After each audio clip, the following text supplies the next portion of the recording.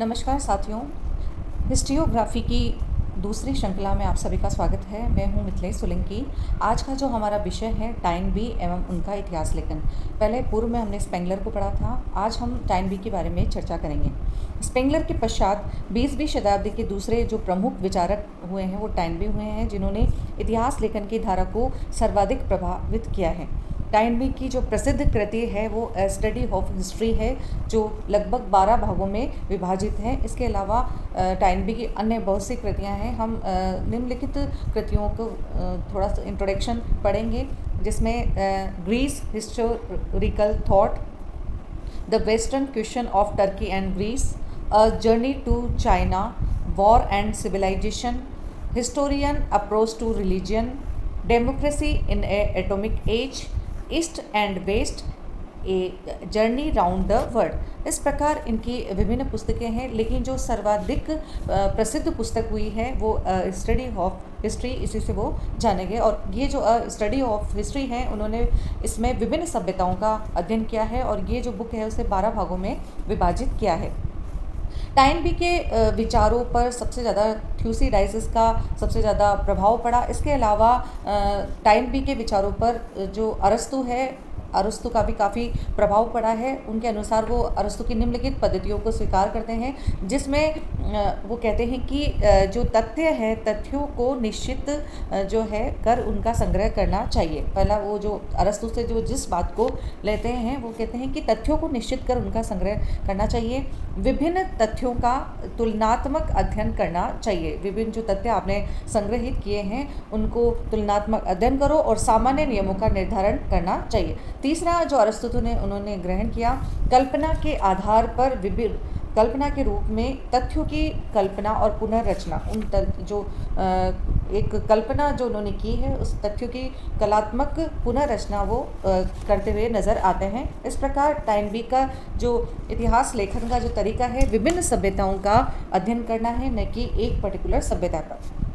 हम आगे विस्तार से चर्चा करेंगे कि टाइनबी के अनुसार इतिहास काल और स्थान में घटित हुई किन्हीं विशिष्ट घटनाओं का विवरण नहीं है। यानी इतिहास को वो काल और स्थान में घटित हुई घटनाओं का विवरण नहीं मानते, न ही विभिन्न राज्यों या मानव के एकीकृत स्वरूप का इतिहास मानते हैं, बल्कि उनके अनुसार, टाइनबी के अनुसार जो इतिहास का वास्तविक जो क्षेत्र है वो विभिन्न समाज है। जो विभिन्न समाज हैं उनको वो इतिहास का वास्तविक क्षेत्र है वो मानते हैं। उनके अनुसार कोई घटना, कोई स्थान, कोई राज्य या मानव एकीकृत स्वरूप नहीं है। वास्तविक जो क्षेत्र है इतिहास का वो समाज है। विभिन्न समाजों का हमें अध्ययन करना चाहिए। टाइनबी के अनुसार विभिन्न समाज वह परमाणु है, अर्थात वो सबसे छोटी इकाई है जिससे इतिहास की रचना की जाती है। इसको आगे बताते हुए कहते हैं कि इतिहास का जो उद्देश्य है, इतिहास हम जो पढ़ते हैं उसका जो उद्देश्य है सभ्यता है, जिसमें धार्मिक चारित्रिक विशेषताओं और राजनीतिक तत्वों को संयुक्त रूप से अध्ययन किया जाता है। यानी इतिहास में वो धार्मिक चरित्र की विशेषताओं और राजनीतिक तत्वों का संयुक्त रूप से अध्ययन करना मानते हैं। टाइनबी ने इतिहास की इकाई को राष्ट्र न मानकर उसे सभ्यता कहा है। वो राष्ट्र न मानकर क्या मानते हैं? सभ्यता मानते हैं। और इस प्रकार वो इन्हीं सभ्यताओं की, विभिन्न सभ्यताओं का वो अध्ययन करते हैं। लगभग उन्होंने 23 सभ्यताओं का अध्ययन किया, और उनका प्रसिद्ध जो सिद्धांत दिया वो बहुसंख्यक संबंधी सिद्धांत है। सभ्यताओं के बीच में घनिष्ठ अंतर संबंधों के स्वरूप पर वो कहीं ना कहीं बल देते हैं।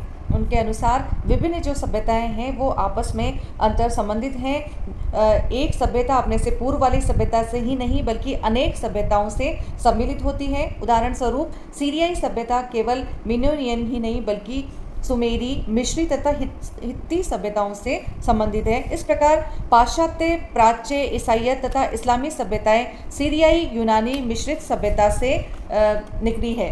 इस प्रकार उनका जो सिद्धांत है वो बहुसंख्यक संबंधी सिद्धांत है। किसी एक सभ्यता का, समाज का अध्ययन नहीं है, बहुसंख्यक समाज का अध्ययन मानते हैं वो। इसी वजह से उन्होंने बहुसंख्यक संबंधी सिद्धांत दिया है कि घनिष्ठता के अंतर संबंधों पे उन्होंने बल दिया है। और इस परियोजनाओं को उन्होंने 2 रूपों में विभाजित किया है। पूर्ण विकसित सभ्यताएं हैं और आश्रित सभ्यताएं हैं। पूर्ण विकसित सभ्यताएं और दूसरी क्या है? आश्रित सभ्यताएं।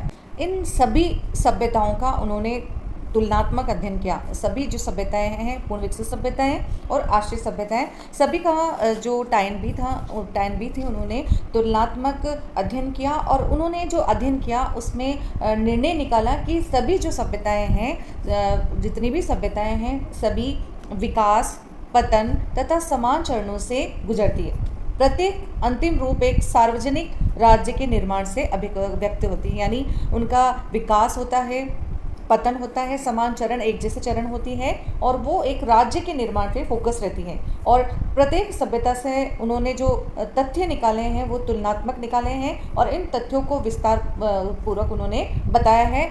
उनके जो प्रत्येक सभ्यताओं का अंतिम रूप जो है सार्वभौमिक राज्य के निर्माण में बताए गए। कुछ तुल्य तथ्यों के आधार पर जो भी उन्होंने तुलनात्मक अध्ययन किया, सभी सभ्यताओं से उन्होंने तुलनात्मक जो तथ्य निकाले हैं, उनके अनुसार उन्होंने कुछ सिद्धांत दिए हैं कि किस प्रकार सभ्यताएं की समस्याएं हैं और किस प्रकार उनमें गति होती है। तो उन्होंने निश्चित ऐतिहासिक सिद्धांत दिए, जिसमें चुनौती एवं प्रक्रिया का सिद्धांत और निर्गमन तथा प्रत्यापन का सिद्धांत उन्होंने दिया है। पहला जो उन्होंने सिद्धांत दिया सभ्यताओं को लेकर, वह चुनौती और प्रक्रिया का सिद्धांत दिया। प्राकृतिक या सामाजिक वातावरण की जो चुनौती आती है सभ्यता में, उसके फलस्वरूप सभ्यताओं का आरंभ होता है और आत्मनियमन से प्रेरित सभ्यता का सृजनात्मक विकास सृजनात्मक व्यक्तियों एवं वर्गों का कार्य है। यानी वो कहते हैं कि टाइन बी किसी भी सभ्यता की उत्पत्ति के लिए जो क्रिएटिव लोग होते हैं, सृजनात्मक जो कम लोग होते हैं, छोटा समूह होता है, वो एक्टिव लोग होते हैं, गतिशील नेतृत्व वाले लोग होते हैं, कुछ बुद्धिमान व्यक्ति ही होते हैं। यानी जो सृजनात्मक वर्ग बोला है, उन्होंने बुद्धि से रिलेट किया है, उसको क्रिएटिव समूह से रिलेट किया है। उनमें दूरदृष्टि होती है, इंटेलिजेंसी होती है। ऐसे लोगों का जो ग्रुप होता है उसको वह मुख्य कारक मानते हैं कि ये ऐसा जो ग्रुप है, जो क्रिएटिव ग्रुप है, जो इंटेलिजेंट ग्रुप है, जो एक्टिव ग्रुप है, उसी की वजह से जो सभ्यताएं हैं उनमें सृजनात्मकता आती है और सभ्यताएं विकसित होती हैं। और जैसे ही ये जो ग्रुप है, ये किसी भी सभ्यता की उत्पत्ति दूरदृष्टि और परिश्रमी व्यक्तियों पर निर्भर करती है। यानी जो बीजीबी हम जिसे कहेंगे, परिश्रमी व्यक्ति और जिनका विज़न दूर तक है, जो दूरदृष्टा है, उन्हीं के ऊपर ये सभ्यता की जो क्रिएटिविटी है वो निर्भर करती है। यहाँ सृजनात्मक अल्पसंख्यक वर्ग की तुलना मानव शरीर के मस्तिष्क से की जाती है। और जैसे ही जो ये आत्मनियमन का जो सिद्धांत है वो समाप्त होता है, वैसे ही सभ्यता भी क्षीण हो जाती है।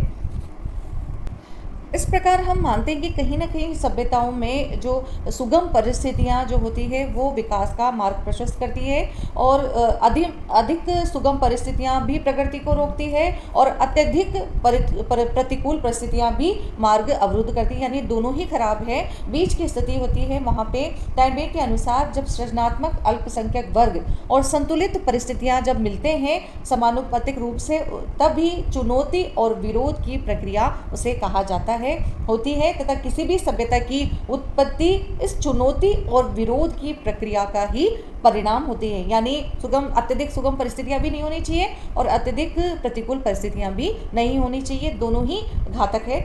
इसलिए जो संतुलित परिस्थितियां हैं, जब ये सृजनात्मक व्यक्तियों के साथ मिलती है और उन्हें चुनौती मिलती है और विरोध मिलता है, यानी चैलेंज और अपोज रेजिस्टेंस जो मिलता है, उन्हीं के फलस्वरूप जो किसी भी सभ्यता की उत्पत्ति होती है। और इस प्रकार से ये उन्होंने टाइनबे ने चुनौती और विरोध का जो सिद्धांत है वो दिया है।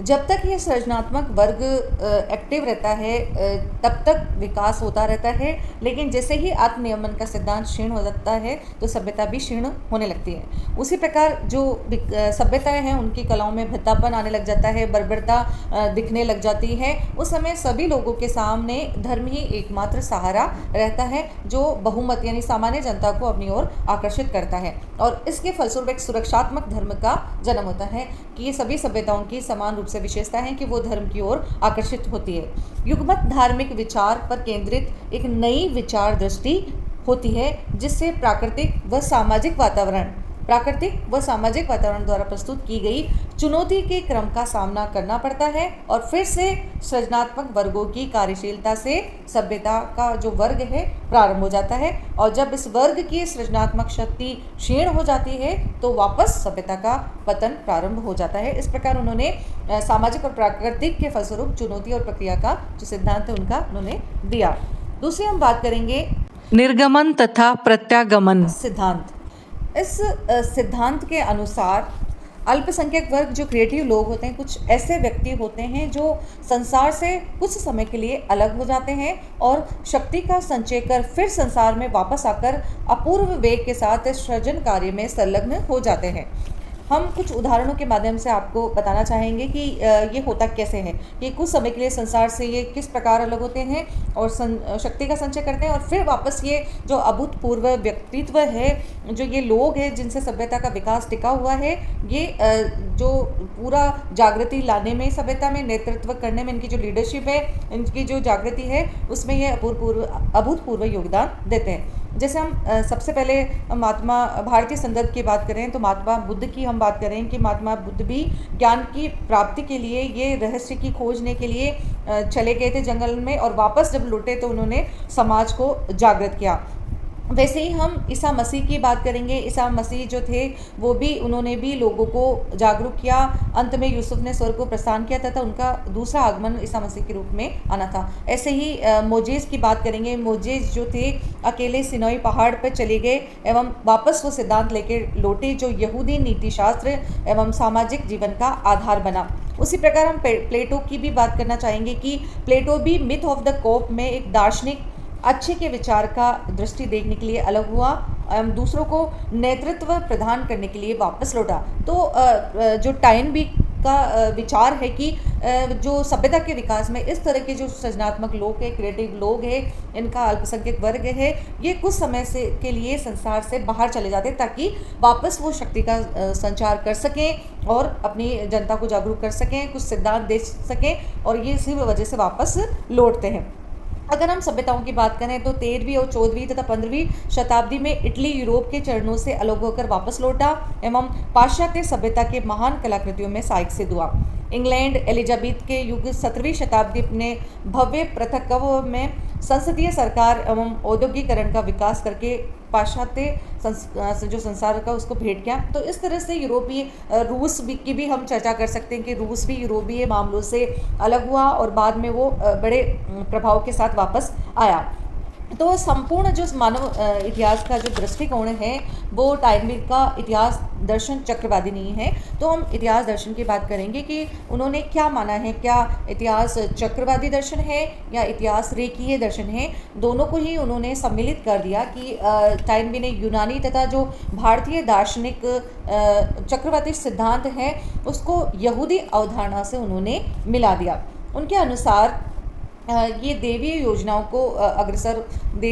को पूरा कर रहा है कि जिस प्रकार पहिए की गति चक्रवादी है, यानी अगर हम एक गाड़ी को देखें कि जैसे जो गाड़ी है उसकी पहिए की जो गति है, जो पहिए की जो गति है वो तो चक्रवादी है, परंतु जो संपूर्ण जो गाड़ी है वो जिस पर टिकी हुई है वो रेखीय है। तो वो दोनों सिद्धांतों को दे रहे हैं टाइम भी। पहिए को तो क्या मान रहे हैं, पहिए की जो गति है उसको वो चक्रवादी मान रहे हैं, और लेकिन जो गाड़ी जो संपूर्ण टिकी हुई है उसको वो रेखीय मानते हैं। इस प्रकार से सभ्यताओं का विकास एवं पतन तो चक्रवादी है, यानी अब वो सभ्यता पे वापस लौटते हैं तो वो बोलते हैं कि जो सभ्यता का जो विकास है वो तो क्या है, सभ्यता का जो विकास है वो तो चक्रवादी माना है उसको, चक्रवादी जो सभ्यता का विकास है, और उसके जो मानव की जो प्रगति है उन्होंने उसको रेखीय माना है। मानव की जो प्रगति है वो क्या है, रेखीय है। तो इस प्रकार वो चक्रीय अवधारणा और रेखीय अवधारणा दोनों को ही मानता है। यदि सभ्यताएं घूमते हुए पहिए हैं, धर्म एक बढ़ती हुई गाड़ी है। टाइनबी का मत है कि निम्न धर्मों से 4 उच्च या महान धर्म ईसाई, इस्लाम, बौद्ध, हिंदू सभ्यताओं के विकास एवं पतन प्रक्रिया के फलस्वरूप बने हैं। इस प्रकार टाइनबी ने सर्पिल सिद्धांत को प्रतिपादित किया है। टाइनबी ने विको के समान इतिहास दर्शन के जो सर्पिल सिद्धांत हैं सर्पिल जो सिद्धांत है उसका प्रतिपादन उन्होंने किया है विको के समान। और उसके अनुसार सभ्यता के पतन के द्वारा मनुष्य को दुख अनुभव करता है, उसी में प्रगति होती है। वह सभ्यता और धर्म को एक रथ के रूप में देखता है, जिसे पहियों की गति सभ्यता की गति है और रथ धर्म का स्वरूप है। तो इस प्रकार उनके विचारधाराएं हैं इतिहास को लेकर, वो अलग अलग। टाइनबी की कुछ इतिहासकारों द्वारा आलोचना की गई है, जैसे उनका जो देवीय योजना थी उसकी इतिहासकारों द्वारा काफ़ी आलोचना की गई। इसी प्रकार जो टाइनबी नियतिवाद को पूरी तरह से खंडन करते हैं, परंतु सभ्यता के विकास में सृजनात्मक व्यक्तियों एवं वर्गों की भूमिका पे जब वो व्याख्या करते हैं तो वो स्वयं नियतिवाद के कहीं ना कहीं जो शिकार बन जाते हैं। हम अगर तीसरी बात अगर उनके आलोचनात्मक पक्ष को लें तो उन्होंने जो उदाहरण चुने वो बहुत सारी सभ्यताओं में से कुछ ही पक्ष को लेके लिए हैं। हम उनके अन्य पक्षों पर भी जा सकते हैं, लेकिन आलोचना के बावजूद भी टाइनबी को आधुनिक युग का महानतम दार्शनिक माना जा सकता है, जिन्होंने समकालीन चिंतन को विशेष रूप से प्रभावित किया। उन्होंने इतिहास व्याख्या के क्षेत्र में नया मार्ग दर्शन दिया। उनकी दृष्टि एवं प्रस्तुति की नवीनता ने विश्व में एक नया स्थान प्रदान किया है। नमस्कार।